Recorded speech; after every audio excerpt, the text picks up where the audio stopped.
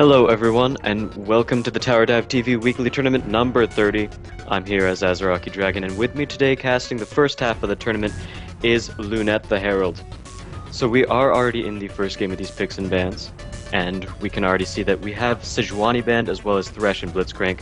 Two of them being supports, obviously, Blitzcrank and Thresh, very strong, and they both have a hook of some sort, which is mainly used to disposition people, gain lane control, and all that good stuff that you really want in a support to secure kills in the early game. We also have Sejuani banned out, really good jungler that has a lot of control, and with her recent buffs she has been able to take her jungle a lot more efficiently, and she also has a knock-up on her dash for the first person she hits. On the purple team, we do have a Shen banned out for their second ban, and it looks like that's going to be a target towards the sort of global control that Shen brings, global pressure, and we know that Shen is very good at the global pressure because he has a shield which basically he can use to go to any lane in the game as so long as he teleports to his own champion, and also gives them a great shield, so it's something that can really easily be used to turn fights around. We also have Hecarim. That was a pretty awesome introduction there, Azaraki. You didn't say anything, so I was just like, I'm sorry. I'm here, I promise. Yeah, you are. Anyways, please continue. Alright, I'll continue then. Hecarim and Zac being the next two bans. Hecarim is also that really strong jungler that we know of, so it looks like the blue team, aside from Thresh, they've really been deciding to target more of the jungler spectrum, especially the big control junglers, because Hecarim late game is a gigantic tank who can tank so much damage and has some huge CC on top of that as well. On the purple team, we see a Zac ban, and Zac can either really go jungle or top, but he puts out a lot of pressure as well, and he's got a very long range jump that really makes him a little harder to ward against than most other champions that jungle, or even most other champions that top.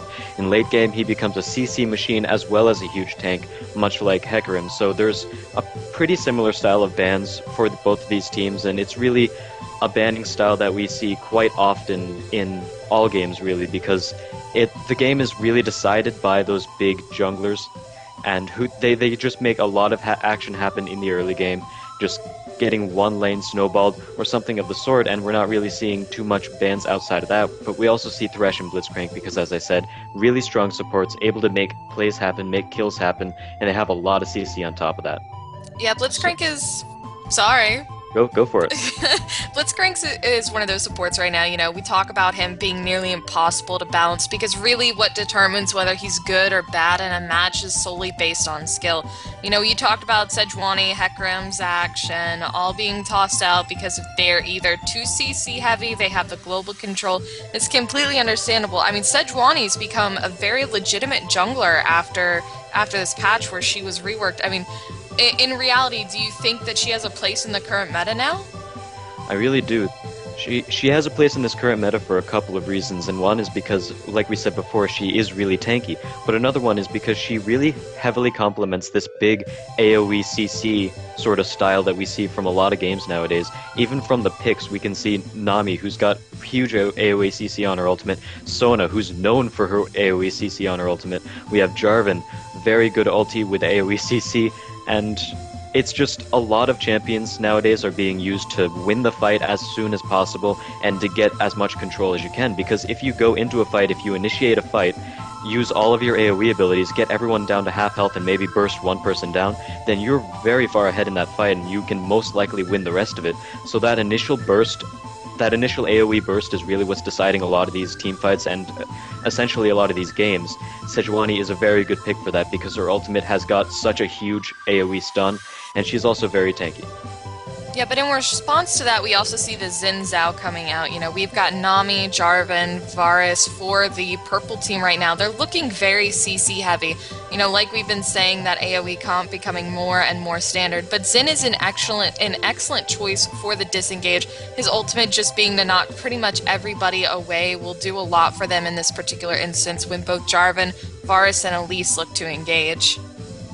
That's very true. The purple team, as you said, have a lot of AoE CC on their side, but on the blue team, we have Xin Zhao, who's, like you said, has a very good disengage, and we also have Tristana, who isn't necessarily known as an AoE team fighter. She does have Rocket Jump, which gets a refresh and does quite a bit of damage in an AoE, but at the same time, she's an AD carry, so if she does jump into the middle of the fight to do that much damage, then she'll be pretty worse for wear in terms of her positioning. There are going to be a lot of champions trying to focus her as soon as she does that, so most of the time we don't really see Tristan as jumping in to initiate or jumping in to front the AoE burst on her Rocket Jump. And on top of that, we also see now the other two picks for the blue team. We have Renekton and Twisted Fate. Both champions have fairly high single target-ish damage, especially Renekton. Renekton's got a lot of single target damage, and he's not really the biggest AoE team fighter. His ultimate does give a lot of magic damage around in an AoE, but he does a lot of damage to a single target. And we also have Twisted Fate, who, as we've seen quite a bit recently, and even Reginald used this in the playoffs for LCS, we can see Twisted Fate teleport into the back line, just burst someone down immediately and land a gold card stun, and then Zhonya's right afterwards to get all the pressure off of him. Whoever he stuns can easily be followed up on the blue team by Tristana rocket jumping to get into position. We have Renekton, who can at the most do 2 dashes, at the least do 1. It's still very, very nice in terms of his mobility, and we also have Xin Zhao with a dash. So they can easily jump on that one target that Twisted Fate picks to single out, take him out of the fight, and just snowball the rest of the fight from there, because Xin Zhao and Renekton are also pretty tanky, so that's going to give them a little bit more bruiser potential and will allow them to stay in the fight and do even more damage. So if they can pull that off correctly, they might be able to negate some of the big AoE spells that the purple team has. Yeah, we're seeing similarities in both teams, you know, a little bit of AoE, and more importantly, kind of this bruisery tank frontline coming out from Renekton and Zen, as well as Jarvan and Pantheon. Now, something interesting to see is that we both have TF and Pantheon on their respective teams. Both of them are going to be able to provide a little bit of global control. We're going to see TF in that mid lane having the ability to ult top or bot lane and essentially try and pick up some kills. Pantheon is going to be a little bit limited in that aspect, but his gank should still be effective. I don't think they'll be quite as effective as Twisted Fate in this match. But it'll be interesting to see really what happens here in the mid game. There is actually a good chance that Pantheon will be going mid against Twisted Fate. So that's also a good possibility, because Elise can easily go top, and we've seen quite a bit of Pantheon mids actually, and he's able to negate a lot of mid lanes and face a lot of mid lane opposition because he's got heavier all-in potential, and against a champion like Twisted Fate, I think he will actually be able to block Twisted Fate's cards because they are technically considered auto attacks. I'm not too sure on that, but I think that might be what might be able to happen in that respect. But on top of that, he also has a lot of all-in potential where he can jump in on you, stun you, use Heartseeker Strike, do a lot of damage, upfront damage, whereas Twisted Fate really wants to stay back and poke for most of the laning phase until he can get you to around 1/3 health, where he can finish you off with a burst. But outside of that, he's really going to be wanting to stay back and poke. If Pantheon is able to close the gap and deal a lot of damage to him, that's not something that Twisted Fate's really going to be able to come back from all that easily. Yeah, and then he's going to have to rush that gold card out. Certainly not the best matchup for him if Pantheon ends up going mid. On the bot lane, we've got Nami and Sona facing off, and this is always an interesting matchup to see. You've got two very squishy supports, both of which provide healing, and both of which have some crowd control ultimates. It'll be interesting to kind of see what happens there, because the supports will be in the brushes dueling.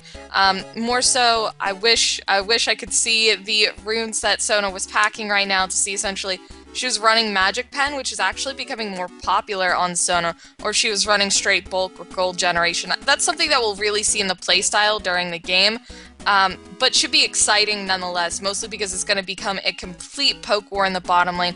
While Tristana has this decent early game, you know, she really falls off in the mid game and then comes back as an absolute monster in late. Varus, very strong late game carry, all about the positioning though, doesn't have those escapes like Tristana. But it's all pretty much going to come down to the mid game here, I think. The influence of Twisted Fate and Pantheon in both the bot and the top lane is going to be something that'll be absolutely game-changing. Indeed it will. And one other thing I'd like to note about this game is that all of the summoner spells are basically standard.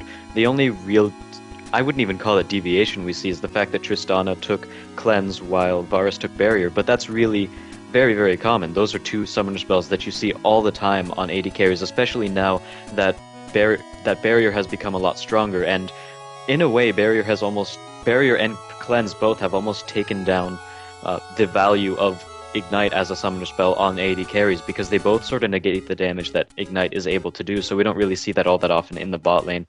So outside of that, we see basically standard summoner spells. Twisted Fate does have Barrier instead, and I do like the Barrier pickup because that's going to allow him to basically negate a lot of the burst damage that Pantheon is able to do, and he doesn't really want to take Ignite in this specific matchup because there's not really too much kill potential he has on Pantheon. If he's close enough to get an Ignite off on Pantheon, then Pantheon's going to be able to do his entire burst to Twisted Fate. So Twisted Fate, he's really just going to want to stay back and poke, and if something does happen to him, if he ends up in trouble, he can use Barrier and survive that little extra bit of burst from Pantheon. So I do like his summoner spell choice. Yeah, excellent all around. The supports both carrying the standard exhaust, nothing really out of the ordinary here. But, you know, a nice pickup with the cleanse on Tristana. There is a lot of CC that's going to be coming out here, especially from Elise with that stun and Varus with that crowd control as well, is definitely going to be something she wants to avoid. Overall, I mean, these team comps, they're a very solid matchup. I wouldn't necessarily see this game going either way given the team comps. It's mostly going to come down to mid lane and the jungle and how they influence the other lanes as they begin to get into mid and late game. Agreed. This is really going to be determined on some of the early game and mid game plays. Obviously, if someone can edge out a lead early game, then it's going to help snowball his team, but with sort of the playstyles we see right now, it's going to be pretty hard to get that early game advantage. We might be able to see Pantheon putting on some early aggression against Twisted Fate, and we alternatively might be able to see Tristana put some early aggression in on Varus and Nami, but that's actually pretty rare in this specific case because Sona honestly doesn't really have all that much in terms of her level 2 all-in potential. She does have Power Chord as well as her Q, which is able to give Tristana more damage, and she's able to put out a little bit of damage on her own, but she doesn't really have a lot of CC on top of that. She really needs to rely on Exhaust for her early game CC until she hits level 6, which is something that in a level 2 engagement with Tristana isn't something that will benefit you all that much.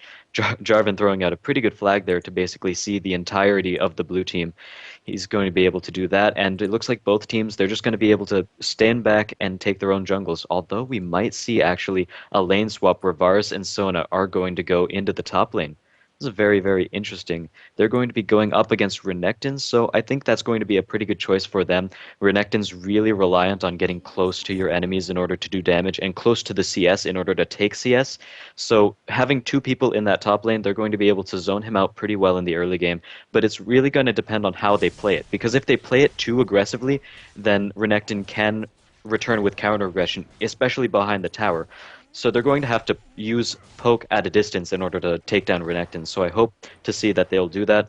And in the bot lane, we also have Tristana Sona. They're going up against Elise, which that matchup works a little bit better for Elise than the top lane matchup works out for Renekton. So I think this might be a good choice to lane swap, but we will have to see what happens. Obviously, the fact that there is one person in the bot lane makes the level 2 engage from Tristana that much more effective. Yeah, one of the things to note here, though, is this particular engagement. You know, Nami and Sona both very squishy, Renekton not really able to do much. We can actually see the exhaust going out, a miss stun coming out from Nami, that extra auto attack, and then a turret shot going down onto Varus. But while Sona and Tristana, you know, they won't have a problem doing too much damage unless Elise ends up trying to bully Sona specifically out of the lane because of how squishy she is. I'm more concerned about the fact that the red team initiated this lane swap. If this isn't something that they've practiced, if it's not something they have down, they don't know how to execute properly, they're going to end up losing an early turret to the pushing power of Tristana and Sona and not really going to have anything to really show for it. So, you know, they have to be really careful here. They have to push that aggression. They have to push for that early tower. We've seen a lot of games, especially in this tournament, where people end up coming in, they initiate a lane swap, and it ends up just biting them in the ass because they can't get that turret down. That's very true. In the mid lane, it looks like Jarvan is gearing up for a gank. He was trying to gank top lane, but a great ward by Nami is able to disengage that. So if Twisted Fate goes in a little bit too far and Pantheon is able to land a stun, we can definitely see a follow-up gank from Jarvan. We'll have to see what happens there. Xin Zhao is also waiting in the top lane for Varus and Sona to push to the tower, so that we have two possible ganks right here. It looks like Jarvan is getting a little bit impatient, walking around inside the bush. The push is actually going in favor of Twisted Fate, so right now an engagement in the mid lane might not be that good because Pantheon would attack into a bunch of minions. That's about 10 minions up there. So that's going to be able to do a lot of damage to him, so it looks like we might have an engagement in the top lane instead. Yeah, it looks like Renekton's going to go in here. That slice and dice going off, and there is the stun. Xin Zhao coming up to try and follow, and a flash has been forced out, and now we can see Nami coming up with a beautiful double stun onto the two of them, and they will disengage from this. Varus getting quite a bit of poke down onto Renekton as both Xin and Renekton decide to disengage.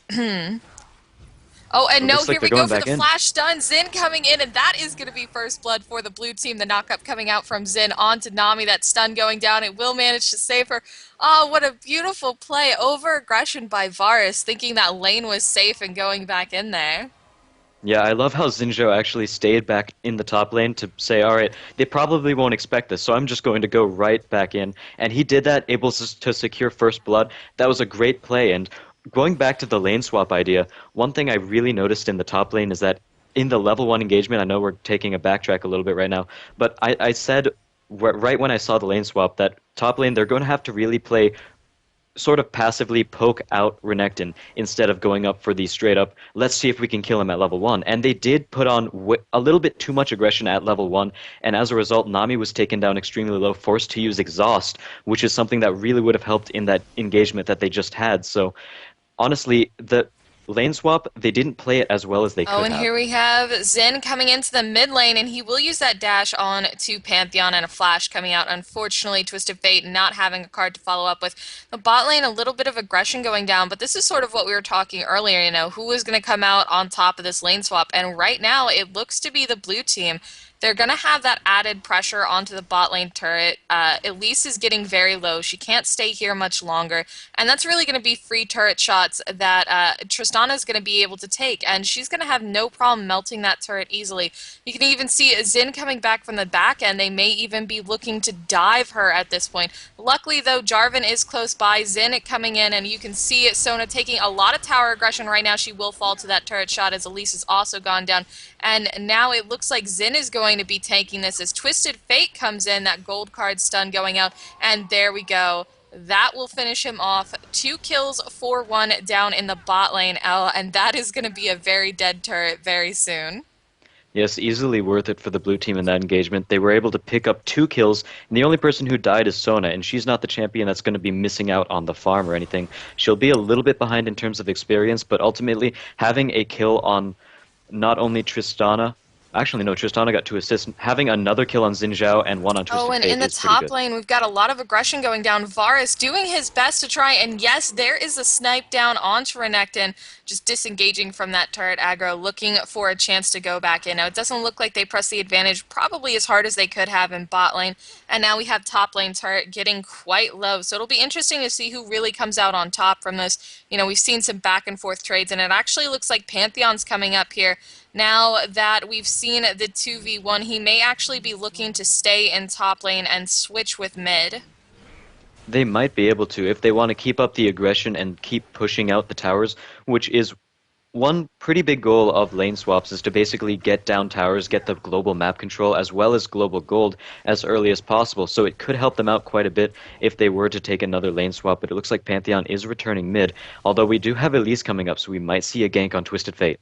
Yeah, this is actually interesting. Sona and Tristana are actually headed top lane, and Renekton is heading bot lane, despite the fact that they haven't gotten that tier 1 turret down in bot lane. And we could see Elise coming into the mid lane, that repel going off, and a little bit of damage coming out onto her. The stun going down from the gold card. She's going to have to go into spider form. Pantheon coming up, doing as much damage as possible. Another gold card coming out, a flash being forced out of Elise. Wow, that was a really odd engagement by Elise. I think she would have known the fact that Jarvan had already backed. If Jarvan stayed mid, then they might have been able to turn that engagement back into their favor after that counter from the blue team. However, he went to blue, so I don't know if that was a and here we go. miscommunication. Renekton down in the bot lane, looks to be diving onto Varus. This is a very bad idea as Nami is right there to follow up from behind. Not exactly able to keep track of them. This will be a very dead crocodile right here. Yeah, that crocodile is pretty dead. And returning to the top lane, it looks like the blue team, they have actually been able to push back the top lane. And The downside of that is the Pantheon going fact that for the red team's taking engagement the in the dragon. mid lane. That stun going down, blocking those cards. Barrier has been forced out. There's the gold card and the wild cards coming out. Pantheon coming back in for some added damage. A gold card once again being picked. Very nice gold pickups by this Twisted Fate, I have to say. That's very true, but unfortunately, during that little battle in the mid lane, the red team was able to take a dragon, so they will be ahead in terms of their global gold once again, even though the tower score is pretty even. So they're a little bit farther ahead of blue team in Tristana terms of coming gold. into the mid lane, doing her best to try and take down this Pantheon. It's not going to be a problem for her.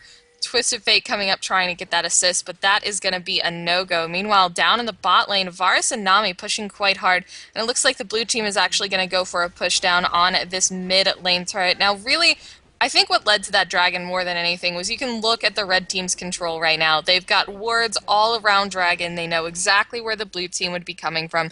They've got a pink in front of dragon to make sure that they've denied their vision. I mean, there's just a lot of wards coming out from them right now, and in all reality, it's dominating that particular play. You can even see them coming up to check dragon now and realizing it's gone.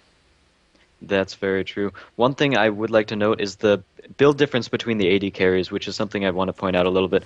We see Varus going for Blade of the Ruined King, and he's much more attack speed reliant in terms of his items than Tristana is. Tristana already has her Q, which gives her a pretty nice attack speed buff depending on how high level it is, and I think it lasts for about 7 or 8 seconds, so she won't really be missing that item. And there's a Nami ult for the initiate. Pantheon coming in. Zen with the counter initiate using his ult to blast everybody away. Pantheon will take down Renekton, and the double kill going to him onto Twisted Fate.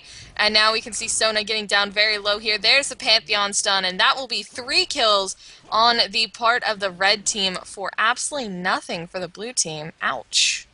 That was a really perfect disengage, or sort of initiate under their own tower for the red team. They had just all the global, well, not global, all the huge AoE ultimates popped at basically the same time. We have Varus, Jarvan, Nami.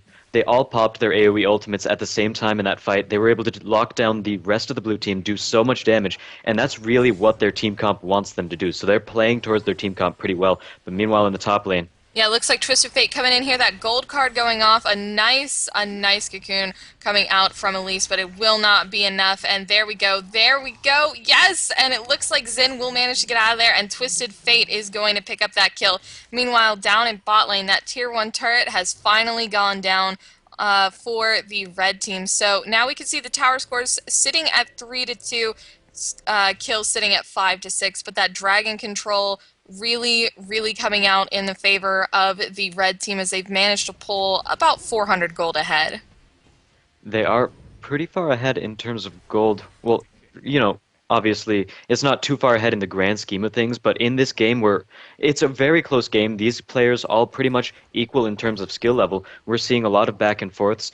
Every little bit of gold advantage is something that's going to help them out in this game, and we're seeing that gold advantage happen in terms of the fact that Blade of the Ruined King has been built on Varus. He's 3-1 and 2. He's got quite a bit of gold, so he's going to be able to put out a lot more damage, and the attack speed is really going to help him apply those Blighted Quiver procs, which is really where a lot of his damage comes from as well. Igniting those puts down an extra 300 damage in terms of magic damage onto whoever he decides to use that on if he stacks all 3 of them. So he's really pretty far ahead in terms of his build, especially since Tristana, she looks like she's going for a Bloodthirster, I have to say, with the BF Sword and Vampiric Scepter, and she hasn't gotten that yet. So Varus is ahead in his build. So he might want to look for an engagement before Tristana gets that first big core item, because right now the red team is ahead in that respect. Oh, and here we go. Jarvan in for the engagement. Zen immediately coming in on to this Varus, and there we go. We can see the Pantheon ult, the crescendo going down. The Nami ult has already been blown. Varus picking off Xin Zhao, who may have gone just a little bit too ham there. Renekton finally joining the fight, and he is going to have to immediately back off here after popping his ultimate. You can see Twisted Fate trying to come in here with the gold card, but a little bit too overzealous as the re-engage goes down, and Elise picks up that kill, and now Renekton will surely follow. Oh my goodness, he manages to get the kill onto Pantheon before dying, but it results in Tristana's death as well. And here we go, Sona getting caught out in that stun, and that will be it. The triple kill going to Elise. Wow, that was a very nice play on the red team. And for the blue team, there were really two main things that where that fight went wrong. We had Xin Zhao diving into the back line way too early in the fight. The rest of his team wasn't nearly close enough to follow up and kill Varus, so instead he got turned on and he got killed. The other place where that fight went wrong is the fact that I think the blue team just engaged that a little bit too early. With the team comp they're running, they really need something on their team. They actually kind of have to say need the Zhonya's on Twisted Fate because he's actually going to be the main initiator. Unless they're relying on counter initiations, they need Twisted Fate to be sort of the initiator for the team to catch out Varus at the back, and then Xin Zhao can easily follow up, and then Renekton can also follow up.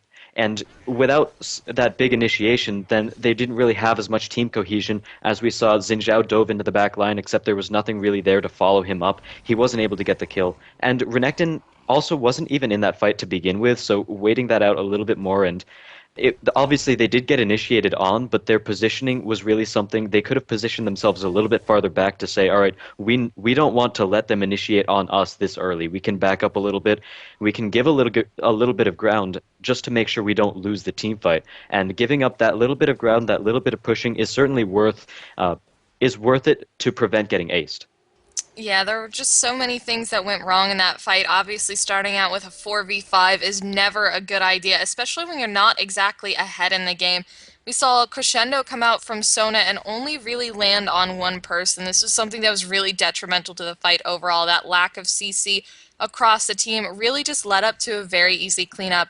Renekton's choice to also re-engage that fight when the rest of his team was disengaging, being Sona and Tristana only at that point, inevitably led to their deaths. And now you can see everybody grouping up, the pink wards coming out from Sona. It will be another 5v5 contesting this dragon. We can see the stun going out from Elise. It has missed. Varus all going out, followed by Nami's. And there we go. Pantheon coming in. He will immediately score the kill onto Twisted Fate. Renekton being picked up by Elise, and now Zen being forced to flash out, but it's not going to be enough. Jarvan being cleaned up by this Tristana, but she's easily going to go down to Pantheon. And there we go. That will be the end of Sona as Elise picks up that kill. Oh my goodness. That's just so hard to watch. On top of that, they got the dragon and the ace. They might actually be able to get a Baron off of this as well. They have four members of their own team alive, all at pretty high amounts of health, and everyone for the blue team is dead. They are, in fact, going for this Baron. It's going to give them a huge advantage in this game. And that fight was really another example of the blue team fighting too early. They have no big tank items in their game. Renekton went in near the beginning of the fight to try to disrupt, but there wasn't anything that made him a threat. He didn't have a Sunfires. He didn't have enough tankiness to disrupt the team all that much. So instead, he just got melted down pretty quickly. They were able to ignore him and just dive the back line of the blue team, who were all pretty squishy. Xin Zhao doesn't have his tanky items yet either, so there's really not enough itemization for the blue team in order to be taking these fights so early, and that's really where these big fights are being lost for the blue team. They really need to just sit back, farm it out. They need to get early items. They need to the only core item in the actual game right now for the blue team is the Warmogs on Renekton. We also have the Spirit of the Elder Lizard for Xin Zhao, although that is a fairly early buy, as it is a cheap item. I think it's about 2,800 gold or so. But it is a core item, although it's not a core tanky item as well. So we're not really seeing any tankiness coming from the blue team, and they really need that before they start fighting. Yeah, you can see these fights just slowly snowballing out of control, and the kind of advantage it's giving the red team right now, nearly a 7k gold advantage sitting for them. Nami's actually managed to pick up an Oracle, so there are pink wards out across the map. We're slowly going to see the vision dwindle away for the blue team as the red team essentially establishes dominance over their jungle. And this is something that the blue team has to be really careful of because they know they can't fight into those enclosed spaces. They know they have to be careful. They're losing vision just so steadily right now. Nami coming in, clearing out all their wards. This has got to be really rough for them. It is pretty rough for them, especially since Pantheon has bought a Black Cleaver as well. Sunfire Cape on Jarvan. There's a lot of damage coming out from that team, and Heartseeker Strike from Pantheon is actually going to apply multiple stacks of Blade of the Ruined King. So that's going to help their team out as well, since we have Varus and Jarvan who also do physical damage. So that's going to lower the enemy's armor and allow his entire team to do more damage. It's really something that the blue team needs to watch out for, and they still don't really have those big tanky items that they need. So unfortunately, they're going to have to turtle it out, and if there's any way for them to win the game, it's by making sure that they don't get initiated on, because that would really just end the game for them. Even under a tower, I think the blue team might actually end up having an advantage. We have Jarvan, who's an extremely tanky champion. He's got a lot of armor right now. He's got 156 armor, a decent amount of health, of just over 2,000 health. We also have Pantheon, who's got a little bit of magic resist on himself, and he's also almost got 2,000 health. He also can block an auto attack, and that also counts for a tower auto attack, I believe. So there are just too many things that allow the red team to get ahead of these fights, even under a tower. So the blue team, they're really going to have to be careful with their positioning to make sure that they can turtle it out and actually get back into this game. If they get initiated on, then I think it's just going to spell the end of the game for the blue team. Yeah, and these couple tower shots that Varus has taken here may even serve to help him. He's going to get a little bit of health back from those minions, but ultimately any damage on him is good damage at this point. You can see the blue team trying to make the decision as to whether or not they're actually going to try and defend this tower. Red team trying to essentially bait them out into the fight, which they absolutely could at this moment. They're just so far ahead. Any team fight that the blue team tries to initiate, they're absolutely going to end up dominating. So they're just trying to hang back here, trying to hold on to their base. Sona's warding just outside the base right now, and it really goes to show just how far gone this game is for the blue team. They're down about 10k gold right now, and just it's not going well for them. Almost 20 minutes into this game, and it's 17-6. Yeah, we're also seeing the fact that the Twisted Fate pick is starting to fall off in terms of its power as well. Just in terms of the situation that we're in, he wasn't able to make enough pressure in the early game, which is one of the biggest things he's used for. But he's also not going to be able to be a very big use in the late game as well. Even if he does get his Zonias, if he teleports, say, into the back of the fight, targets down Varus, and pretty much bursts him down with a little help from his friends, then he's also going to have to deal with everyone else on the red team who do a lot of damage as well. We have Elise, who does quite a bit of damage, hunting guys as well as needlessly large rod. She's working on her own Zonias. We also have Jarvan, who puts out a deceptively large amount of damage for a bruiser, especially with Sunfire Cape. So long as he's standing in the fight, still does a lot of damage. And Pantheon, which is able to make himself and Jarvan do a lot more damage with the Black Cleaver as well. So even if Twisted Fate could do what he's used for late game and get into the back of the fight with his ultimate Zonias after bursting down Varus, then it's still not going to be a very big use. So blue team, they're almost effectively down a player in this matchup because Twisted Fate just not able to be used as he's supposed to. He's really just going to have to rely on split pushing for the most part, since he does have his ultimate to return to fights. But there's really, once again, not much that the blue team can do.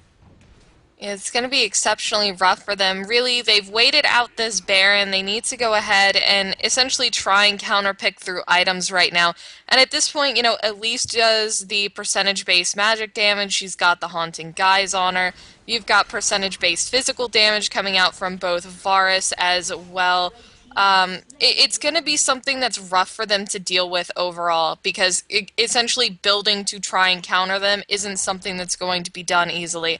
They have to have a perfect executed team fight under a turret with Sona's Crescendo hitting 5 people. It's the only way it's going to happen. Yeah, Sona's Crescendo is able to turn a fight pretty well. They're really going to have to bank on this perfect initiation that you said. Unfortunately, the red team, they're pretty far ahead, and right now they don't even need to pressure these towers as much. They're just taking everything around the map, keeping pressure on all the lanes, and once they get back, once they get some bigger items, some of more of their main core items, they can basically push whatever lane they want. They can push down the mid lane, get the minions to that turret.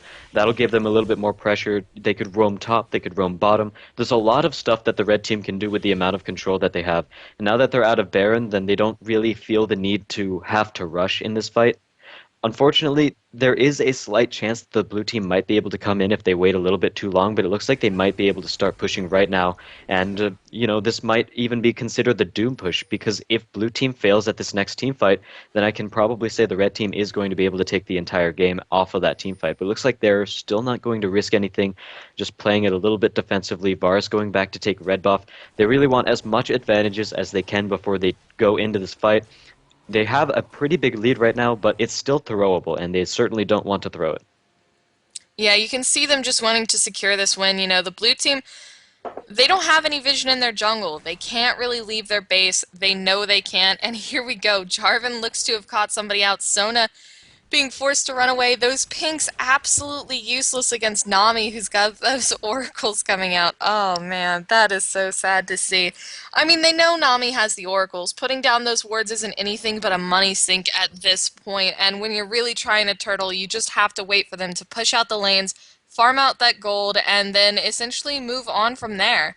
There's not a lot of other ways that they can do this, and now you can see what they've been really waiting out for, the red team that is. They're waiting out for this Baron, which is finally up.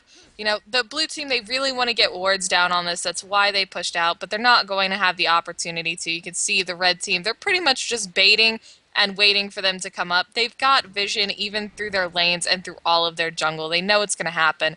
A good Twisted Fate ultimate, though, will go ahead and make them scatter as they realize that that plan is not going to work.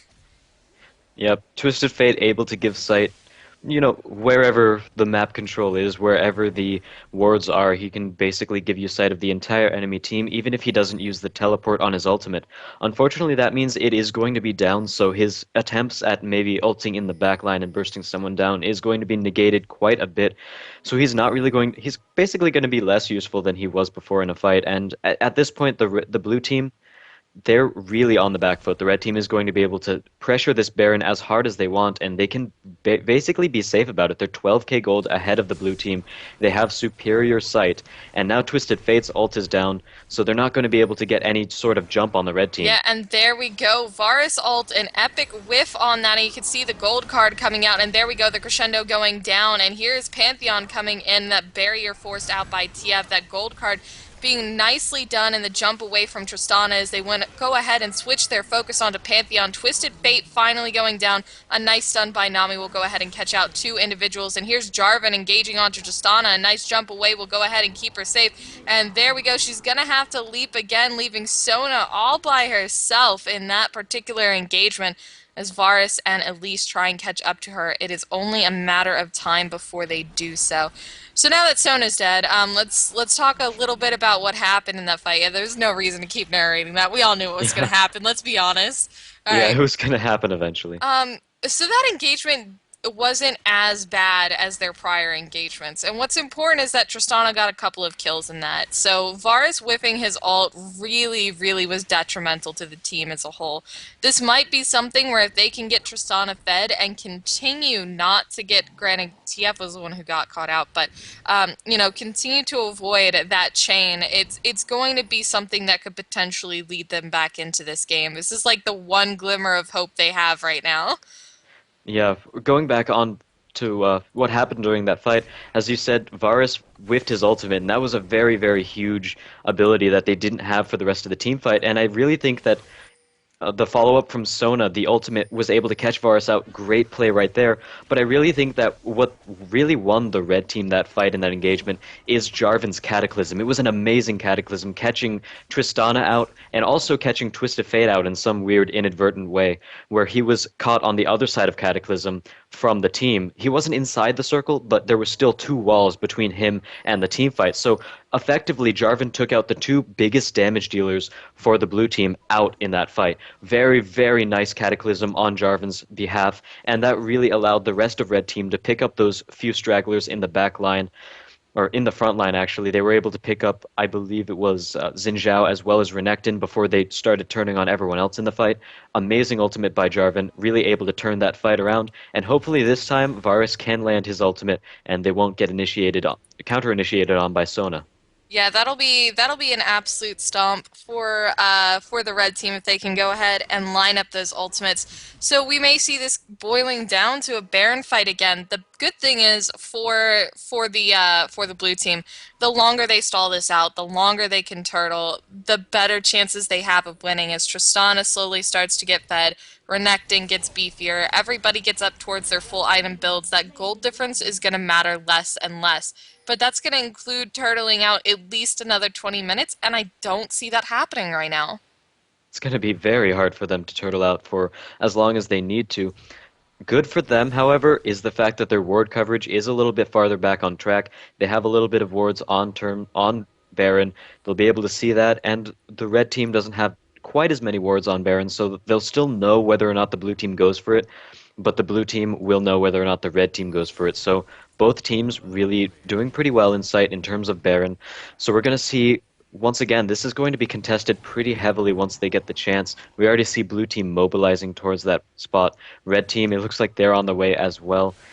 Looking at the items for a second, we have Locket of the Iron Solari built for Xin Zhao. It's going to help his team out quite a bit in order to survive that initial burst from the red team. And if they can survive that initial burst, then they might be able to pull the team fight back after that, if they maybe even dodge another VAR assault. Because in that fight that we just saw, we can see how if one ability is negated, if one ability is whiffed, then it is really able to turn a very large amount of the fight. Obviously, the blue team didn't win that last fight, but they were able to take out more from it than they did from the prior fights. They didn't get completely stomped over 5. So they need to take small advantages like that, and I'm not sure if they're going to be able to do it. It'll take some bad positioning on the red team's part in order to be caught out like that again. Varus in that last fight was just overextending a little bit, trying to land his ultimate on Twisted Fate and just Twisted Fate, and unfortunately he didn't actually land that skill and he got caught out by Sona, so we'll have to see what happens. Yeah, once again, that Oracle's on Nami. She's just coming up and clearing out all the wards. We did see the ping and the advance from Sona over towards that ward, trying to make a play to try and get the support out of that fight. Unfortunately, just not enough follow-up by her team, though that would have been a good catch out. And we saw the Nami ult going out immediately there, and there's the Varus ult. And the stun coming down, the crescendo nicely done, but it's not going to be enough as the blue team is just going to get cleaned up here. Tristana is going to fall for the double kill, and Sona shortly after as that slow comes out from Varus, and Twisted Fate will likely also go down here as we see Varus finally picking up that kill. This is going to be the push for the win right here. They've got Baron. No one's going to be up for another 20 seconds. TF is not going to be able to really hold back. I mean, they're easily going to get an inhibitor, if not a Nexus tower or two. Yeah, that was just a great all-around team fight on the red team. They got Baron, they placed their ultimates, and they just won that fight. There isn't really too much to tell in terms of how that fight went. They landed their great AoE ultimates, and that was really how the fight went. And it looks like Twisted Fate might actually getting caught out. Yeah, he's got that gold card down and forced to pop that barrier as well as the Zhonya's to go ahead and survive. Maybe a little bit of overkill there, but you never know. So instead of going for the Nexus turrets, the red team is making the smart play here. They're going ahead and applying base pressure by taking down a second inhibitor. For every inhibitor that's down, all their minions are going to go ahead and get a buff, so everything is going to start to naturally push. So even while they go back here, you can see the top lanes pushing, mid lane and bot lane as well. Now that they're starting to get that influx of super minions, everything is going to be pushing on them. They're not going to have the opportunity to push out. They're pretty much going to be stuck in their base dealing with these minions. And with that Baron buff, the red team is going to be able to apply as much pressure as they want. And that's a great point you put out about how they went for the inhibitor instead of the Nexus turrets. And in most cases, if you can't end the game, it's more beneficial to go after an inhibitor than a Nexus turret. Because a Nexus turret is really, if you take it down, anything that comes after that will really be reliant on whether or not you can push back into the base again and get the other Nexus turret down. But in terms of inhibitors, you don't really need to worry about that as much because all of your lanes, like you said, will be pushing in the first place. So they'll be able to get into the base a lot more easily than if they took down a Nexus turret, where they're pretty much forced to push down the mid lane instead and try to get that second tower after that, which honestly wouldn't be too hard for them in the first place because they're so far ahead. But the point itself still stands, and it was a better decision to go for the inhibitor, and they're basically going to be able to take more control around the map, and they can basically push the top lane and not really worry about it too much because they push top lane. If the blue team goes to defend it, they need all 5 members to defend it. They really do. And if they take all 5 members, then the bot lane starts pushing, then the mid lane starts pushing in, and they have super minions up on their on their Nexus turrets. And if they leave top lane, then the rest of red team, they're just going to take another inhibitor. So the blue team is really in a pickle right now, and unless the red team throws it, I really don't see a way that the blue team can take this back and win it. Yeah, and you can see all the poke coming down, and Elise just going for the dive, the crescendo coming out, but it's not going to be enough as Elise manages to pick up that kill, and there's the Varus ultimate, but Xin is going to fall as well, and the Cataclysm coming out as well as a nice Nami stun, but Twisted Fate has also been caught out in the Varus ultimate, and that will be an 0 for 5 exchange in the favor of the red team. The GGs are coming out there. They're going to have no problem cleaning this up. And there we go. There's the surrender vote. Red team taking this first game of the TowerDiveTV Weekly number 30. It was a great play on the red team. You know, Going back to near the beginning of the game, I don't really think the lane swap was all that influential. I feel like this sort of game would have turned out the same way had they or had they not done that. We really didn't see someone like we didn't really see Renekton get too shut down in terms of the lane swap. In fact, he did pick up first blood, or actually, I think Xin Zhao picked up first blood, but it was in his lane. So either way, I think the red team just had superior mid game skills. They were able to basically counter initiate a lot of the aggression that the or that the blue team was able to do. They took aggression all around the map. Pantheon did a really good job of using his ultimate to gank around a lot more than or a lot more than Twisted Fate did, and that really helped snowball the rest of the game in their favor. Not only that, but there were a couple fights where we said before, blue team just fought a little bit too early, and they ended up getting killed very, very quickly on because of